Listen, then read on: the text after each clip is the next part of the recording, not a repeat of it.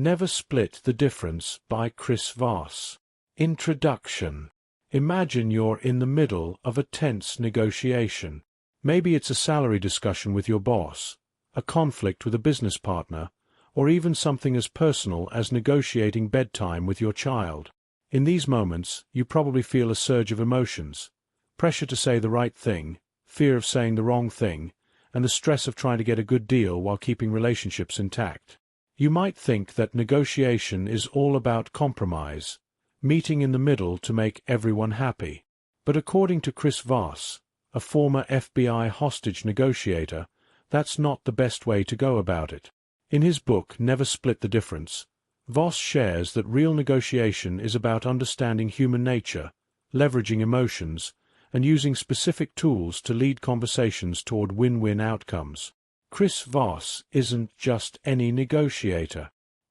He spent decades negotiating with some of the most dangerous people in the world: terrorists, kidnappers, and criminals, where one wrong word could literally mean life or death. His experience taught him that traditional negotiation techniques, like compromising or trying to get the other party to say yes, don't always work. Instead, Voss advocates for a style of negotiation that's rooted in empathy, tactical questioning, and a deep understanding of how people think and feel. In this summary, you'll get a taste of the powerful techniques Voss describes in his book. But remember, this is just a summary. The full text is filled with fascinating stories, detailed examples, and even more insights into how you can become a master negotiator. If this summary piques your interest, we strongly encourage you to pick up a copy of the book to fully immerse yourself in Voss's world.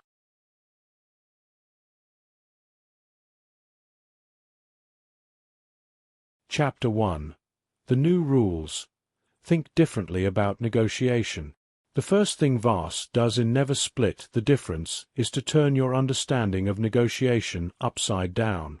You've likely been taught that negotiation is about rationality, objectivity, and finding compromises. The problem is, we aren't just rational beings. We're emotional creatures driven by feelings, instincts, and perceptions, and any successful negotiation needs to take that into account. Voss's experience in the FBI involved negotiating in life-and-death situations.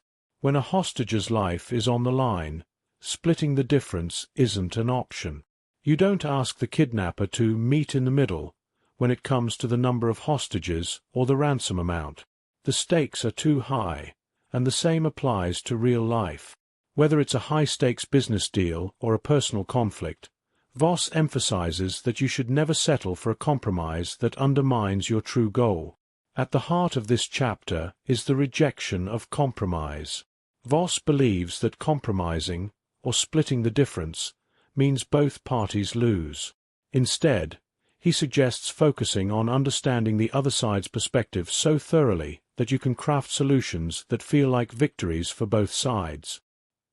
He explains that every negotiation is an emotional interaction, and the person who best understands and leverages those emotions will come out on top. A critical element Voss introduces is the importance of listening. But this isn't just any kind of listening. He talks about tactical empathy, which involves showing the other person that you truly understand what they're feeling. This not only builds trust, but also gets them to open up even more. The more information you gather, the stronger your position becomes. He's adamant that you need to build rapport and get the other party to feel understood before you can influence the outcome of the negotiation. One of the key takeaways from this chapter is that no is not a bad word. In traditional negotiations, we're often afraid of hearing no because it feels like a dead end. Voss explains that hearing no is actually the beginning of a negotiation.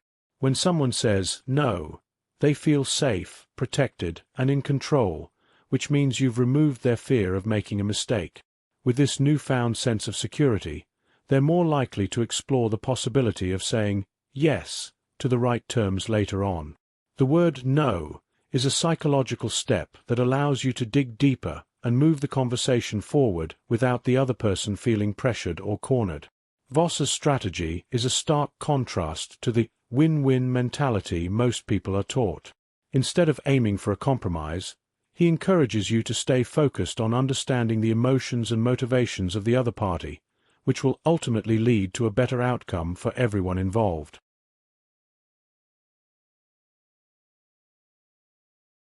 Chapter 2. Be a mirror. Let the other side feel heard. Voss introduces you to one of the most powerful negotiation tactics you'll ever use: mirroring. Have you ever noticed how you feel more connected to someone who repeats your words back to you? That's because mirroring signals that you're being listened to. In this chapter, Voss emphasizes the importance of listening carefully and repeating the last few words the other person said. This technique helps to calm tensions, build rapport, and get the other person to open up even more. The key to mirroring is that it allows the other person to feel like they're in control. By simply repeating their last words back to them, you're encouraging them to keep talking, giving you valuable information and buying you time to think about your next move. The more they talk, the more they reveal about their position, emotions, and underlying interests. Voss explains that mirroring isn't just about repeating words verbatim. It's about reflecting the person's tone, body language, and emotional state as well. This creates a subconscious connection, where they feel that you're truly aligned with them. It's a subtle but incredibly powerful way to steer the conversation without forcing them to do anything they don't want to do.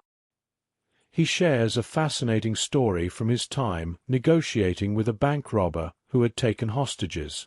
By using mirroring and letting the robber talk himself out, Voss and his team were able to gather critical information that led to a peaceful resolution. The robber didn't even realize that Voss was guiding the conversation. Instead, he felt heard and understood, which made him more cooperative.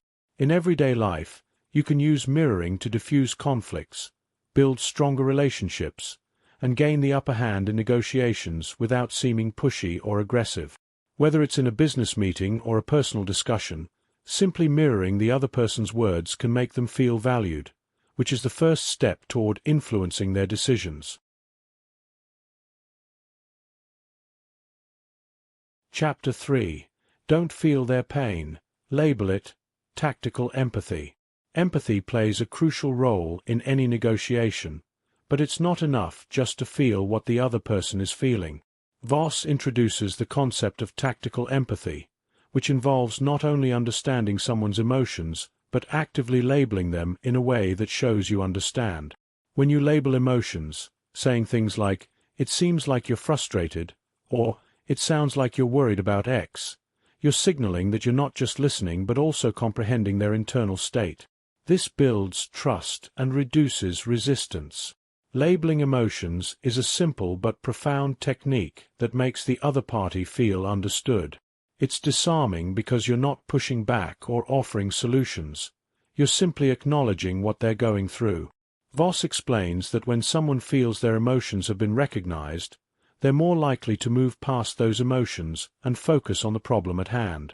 One of the most interesting things Voss points out is that when you label a negative emotion, it often diffuses the tension.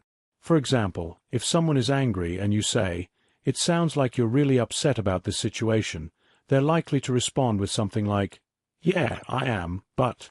The "but" indicates that they've started to let go of their anger and are moving toward a more productive mindset. This is the magic of labeling. It helps people let go of their negative emotions by simply acknowledging them. Voss recounts a high-stakes negotiation where a kidnapper was demanding an outrageous ransom. Instead of arguing, Voss used labeling to calm the kidnapper down. By saying, "It sounds like you're under a lot of pressure," Voss was able to shift the conversation from demands to problem-solving, ultimately leading to a more favorable outcome for both sides. In your own negotiations, you can use labeling to navigate emotional conversations and steer the discussion in a more positive direction. Whether it's in business, family, or social interactions, acknowledging someone's emotions shows respect and understanding, which in turn helps you build stronger connections and gain more influence. Chapter 4. beware yes, master no. Get to the real issue. Most of us have been taught that the word yes is the ultimate goal in a negotiation. We've been conditioned to believe that once someone says yes, the deal is done, and we can move forward. But Voss argues that yes can often be a meaningless word. People say yes for all sorts of reasons, just to get you off their back, because they're feeling pressured, or because they think it's what you want to hear. It doesn't necessarily mean they're committed to the deal. In this chapter, Voss reveals that no is far more valuable than yes. When someone says no, they feel in control. It's a protective word that makes people feel safe. Once they say no, they've established a boundary, and now they're more open to discussing what's on the table because they don't feel like they're being pushed into something. Voss shares a story about negotiating with a terrorist who was refusing to engage in any discussion. The terrorist had his guard up and wouldn't budge. Voss shifted the conversation by encouraging him to say no to a few proposals. This allowed the terrorist to feel in control of the conversation, and, over time, he began to open up and negotiate in good faith. Voss teaches you how to reframe your questions to encourage no as a response. For example, instead of asking, "Do you agree with this proposal?" you might say, "Is this proposal completely out of the question?" This small change makes the other person feel safe, and they're more likely to engage with you in a meaningful way. You'll also learn that no is the starting point for finding the real issue in a negotiation. When someone says no, they're telling you what they don't want, which gives you the opportunity to explore what they do want. This creates a pathway to uncover the underlying needs and desires that can lead to a mutually beneficial agreement. By mastering the power of no, you can create a more open and honest negotiation environment where both parties feel safe to express their true concerns and work toward a solution. Chapter 5. Trigger the 2 words that immediately transform any negotiation. That's right. The goal of every negotiation isn't to get the other person to say yes. Instead, Voss explains that your goal is to get them to say, "That's right." These 2 words signify that the other person feels fully understood. When they say, "That's right," they're affirming that you've accurately captured their perspective, emotions, and needs. It's a moment of alignment, and it's incredibly powerful. To get to "That's right," you need to listen carefully to the other person and then summarize their position in a way that reflects their perspective back to them. This isn't about agreeing with them. It's about demonstrating that you understand where they're coming from. When you can articulate their viewpoint in a way that resonates with them, they feel heard and validated. Voss shares a story from a hostage negotiation where the hostage-taker was extremely agitated and unwilling to budge. By using tactical empathy and summarizing the kidnapper's emotional state and perspective, Voss was able to get him to say, "That's right." This was the turning point in the negotiation because it created a sense of connection and trust, which ultimately led to the successful release of the hostages.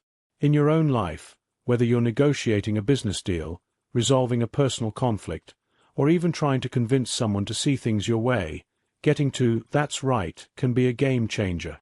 It's a moment when the other person feels like you truly understand them, which makes them more open to listening to your perspective and finding common ground.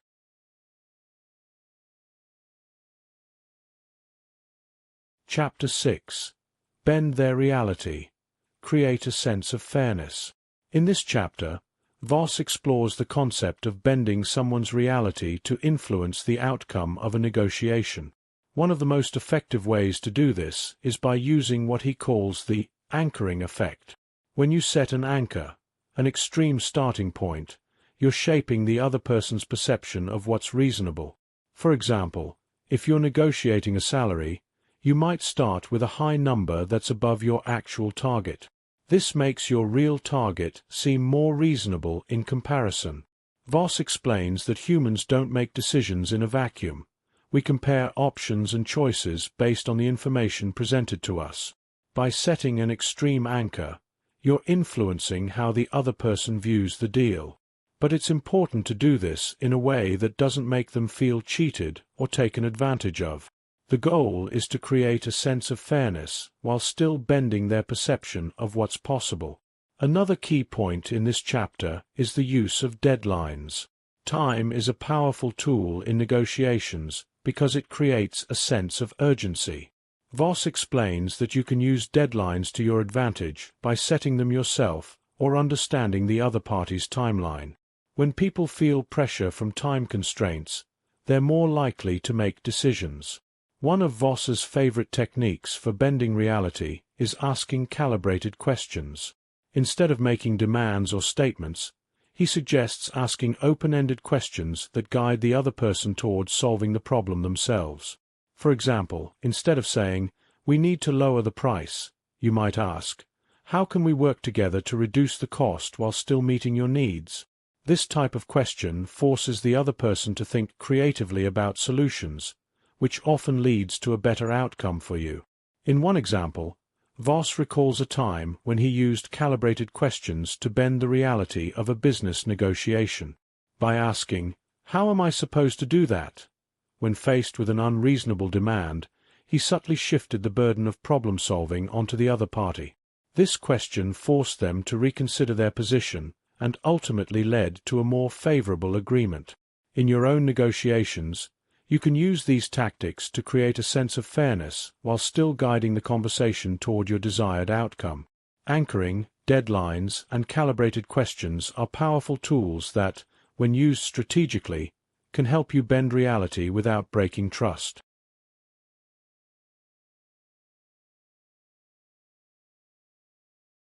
Chapter 7. Create the illusion of control. Let them think it's their idea. People like to feel in control, especially in negotiations. The more you can create the illusion that the other person is in control, the more likely they are to agree to your terms. In this chapter, Voss explains how to do just that by using calibrated questions, tactical empathy, and active listening to guide the conversation without making the other person feel manipulated. One of the most effective ways to create the illusion of control is by asking open-ended, calibrated questions that make the other person feel like they're coming up with a solution.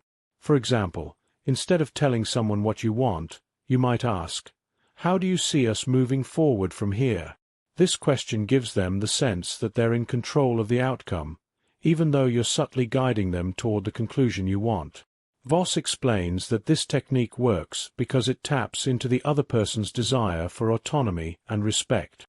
When they feel like they're the one making the decisions, they're more likely to agree to terms that benefit you. Another key point in this chapter is the importance of listening. But not just any kind of listening. Voss emphasizes the need for active listening, where you're fully present in the conversation and reflecting back what the other person is saying. This builds rapport and makes them feel understood, which in turn makes them more open to your ideas. Voss shares an example from a hostage negotiation where the kidnapper was demanding an outrageous ransom.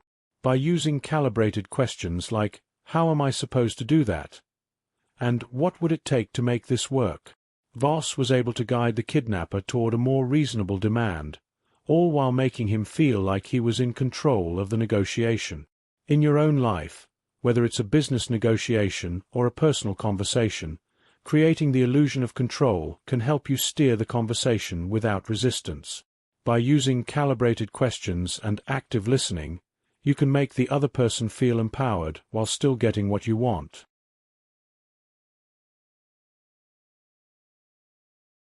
Chapter 8. Guarantee execution. Ensuring they follow through. One of the most frustrating things in any negotiation is when the other person agrees to something but then fails to follow through. In this chapter, Voss teaches you how to ensure execution by making verbal commitments and creating accountability. He explains that the best way to guarantee execution is by getting the other party to feel ownership over the deal. When they feel like it's their idea or that they've invested in the outcome, they're more likely to follow through on their promises. Voss introduces the concept of the illusion of control, again, but this time with a focus on getting the other party to commit to specific actions. One way to do this is by using yes as a tool to test commitment. For example, after the other party agrees to your terms, you can ask, "Does that work for you?" Or, "Are you comfortable with this timeline?" These types of questions give them the opportunity to confirm their commitment. Another important strategy is to use calibrated questions to ensure follow-through. For example, if you're negotiating a business deal, you might ask, "What steps do we need to take to make sure this happens?" This question shifts the responsibility onto the other person to come up with a plan, which increases the likelihood that they'll follow through. Voss also introduces the Ackerman model, a structured bargaining strategy that maximizes your chances of getting the best deal while still leaving the other party feeling satisfied. The Ackerman model involves starting with an extreme offer, making smaller incremental concessions, and using calibrated questions to guide the other party toward a final agreement.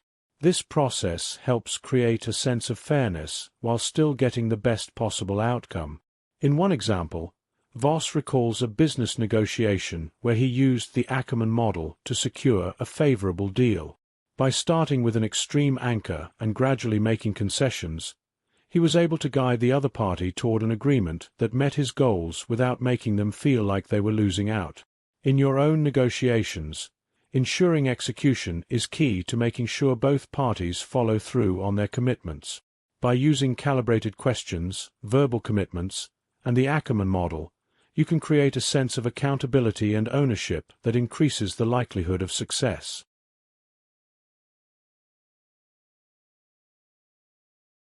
Chapter 9. Bargain Hard. Negotiating Tough Situations. Sometimes, you'll find yourself in a negotiation where the other person is being difficult or unreasonable. In this chapter, Voss teaches you how to handle tough negotiations with grace and confidence. He emphasizes the importance of being assertive without being aggressive and shares techniques for navigating high-stakes conversations. One of the most powerful tools you can use in difficult negotiations is silence.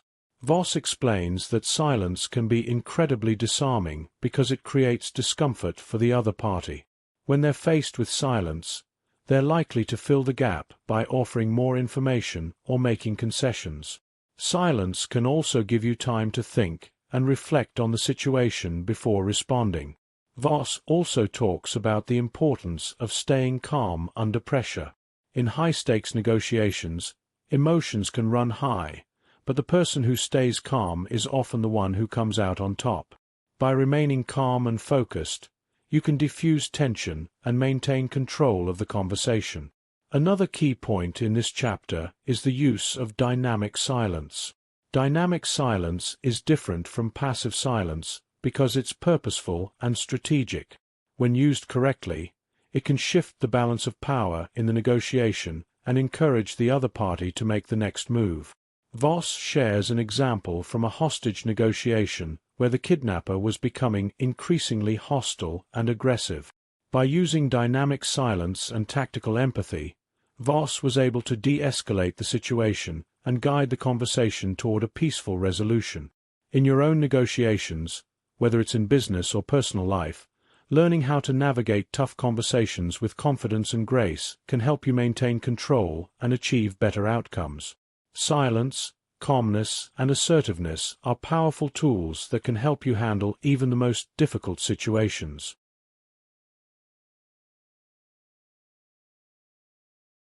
Chapter 10.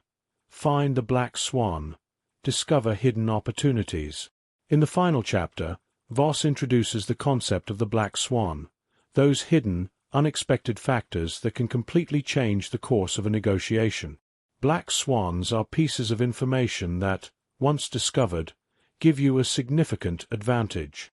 Voss explains that every negotiation has its black swans, and the key to finding them is staying curious, asking the right questions, and listening carefully. Voss shares stories from his career where uncovering a black swan made all the difference in high-stakes negotiations. For example, in one hostage situation, Voss discovered that the kidnapper had a personal connection to one of the hostages. This information, which seemed insignificant at first, became the key to resolving the negotiation peacefully. The lesson here is that you never know what information might be the key to success in a negotiation. By staying curious and open to surprises, you can uncover hidden truths that give you an edge. Voss encourages you to always be on the lookout for black swans and to ask calibrated questions that reveal more than just surface-level information. In your own life, finding black swans can help you uncover hidden opportunities in negotiations. Whether it's a business deal, a job offer, or a personal conflict, staying curious and digging deeper can lead to unexpected breakthroughs.